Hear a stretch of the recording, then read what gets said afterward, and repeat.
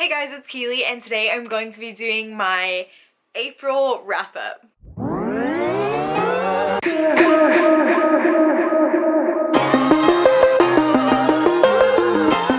had a pretty good reading month considering I was moving back from the UK to Texas, so I was dealing with all that. I read 4 books and they were all pretty amazing, and I had a few 5 stars in there, but let's get on into it. The first book I read in the month of April was The Guernsey Literary and Potato Peel Pie Society by Mary Ann Schaefer and Annie Barrows. That is a mouthful, but I read this one for my English class when I was taking classes in London, and I really did enjoy it. I gave it a 4 out of 5 stars.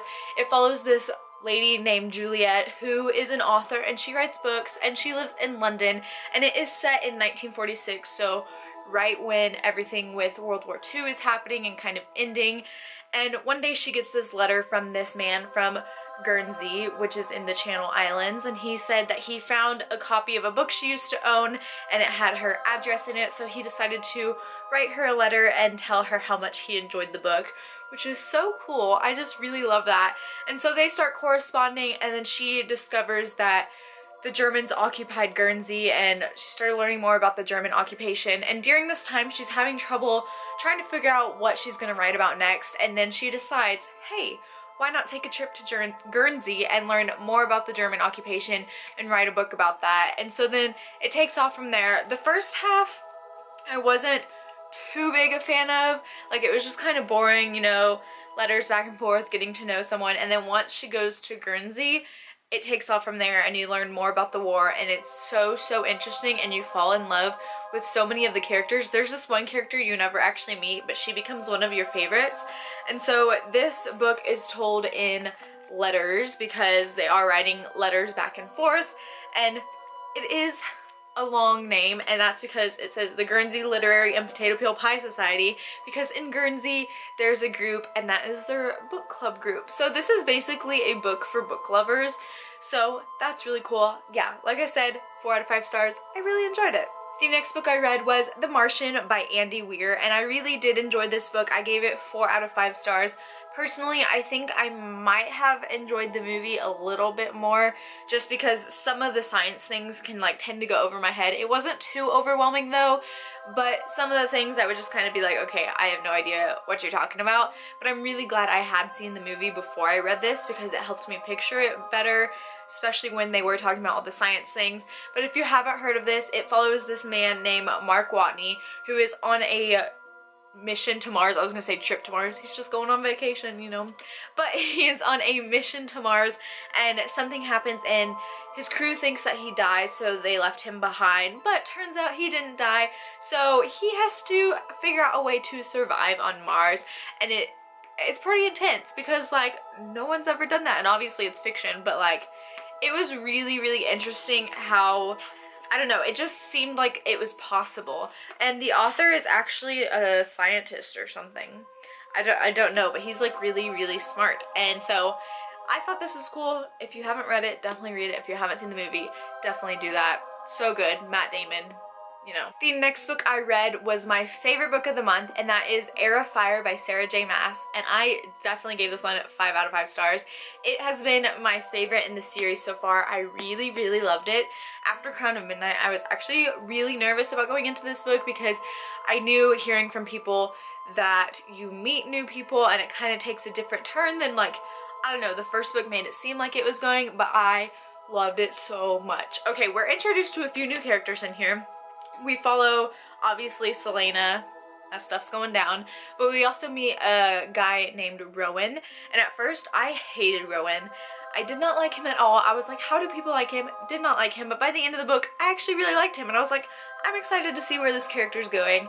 And then we also meet another character named Manon. And in this book, I didn't really particularly care for her chapters. Towards the end, I was like, okay, I'm kind of interested to see where her storyline is going. And so yeah, this one was just action-packed, super intense.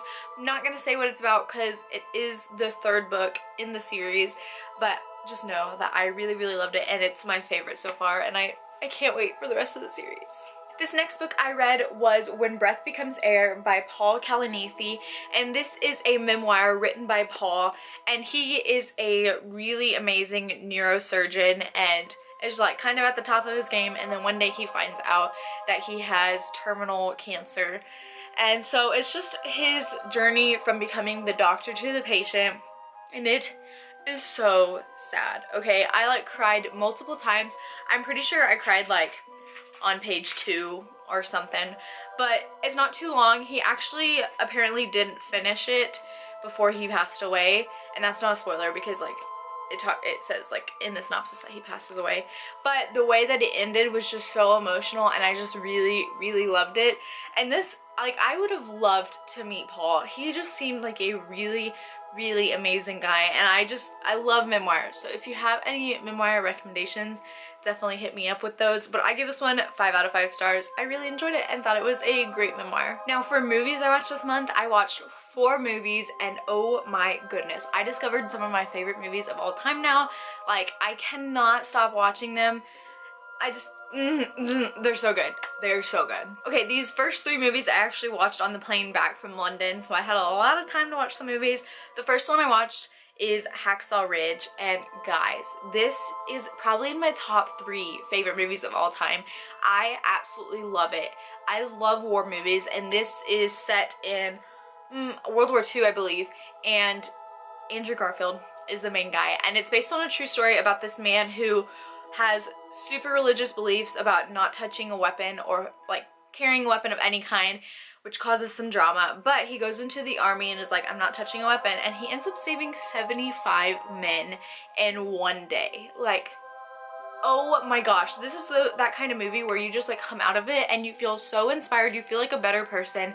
And I seriously think Andrew should have won Best Actor because so good. It was so good. And definitely if you're religious, you will get a lot out of this, because personally I am religious, and so it just meant that much more to me, because so was the man in the movie.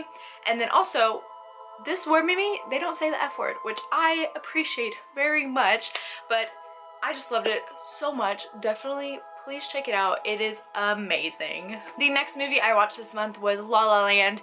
Now this movie has gotten so much hype, and I personally, unpopular opinion, think that it's really overrated. It's not that I didn't like it, it just did not compare to the other 2 movies at all. Like, it came nowhere near. Like, I have seen way better movies, and I don't know, it wasn't inspiring. It felt like the same old story over and over again. But I love Emma and I love Ryan and I love their chemistry together, so it wasn't bad, but it's just like kind of forgettable, you know. The next movie I watched this month also is in like my top favorite movies of all time now, and that is Lion. And oh my goodness, I am obsessed with this cast. Okay, Dev Patel is like the love of my life, and Sonny Power, I think that's how you say his name, I might be saying it wrong. He is the cutest little kid in the entire world. It follows this man named Saru, or this boy named Saru, I guess, and he is 5 years old when he goes to work with his brother one day and ends up getting lost, and he ends up going through India, like trying to find his home and his mom, and he's homeless, and he's just 5 years old, and I cannot believe he survived that, and just the poverty and the slavery that goes on, and I just had no idea. And he ends up getting adopted by this family in Australia, and then 20 years later he decides to start hunting for his family, and it's just so beautiful, so much emotion, and it's based on a true story, so I really want to read the book. But it was just a very emotional movie, and I absolutely love it. And the last movie that I watched this month was Beauty and the Beast, and this one, okay, sorry, but this was the first time I had ever seen Beauty and the Beast. I didn't grow up watching princess movies, but it was so good. This soundtrack, I am obsessed with this soundtrack. I can't stop listening to it. I really love it, and I really think that it is a good princess movie because I love princesses. But like, once again, this was the first time ever seeing Beauty and the Beast, so now I feel like I need to watch the older one to see how they line up together, but I did really enjoy it. As for TV shows this month, I am basically just watching the same ones that I mentioned last month, except I started Unbreakable Kimmy Schmidt, which I am almost finished with, and I should finish it by the time this month is over, and I love it. It is so funny. I also finished watching Sherlock for the second time. So good. Sherlock is everything I aspire to be. I love him. And Benedict. Okay, so good. But that is it for this wrap up. Let me know down below your favorite book or movie or TV show. I would love to know. As always, my social media links will be down below, and I will see you next time. Bye!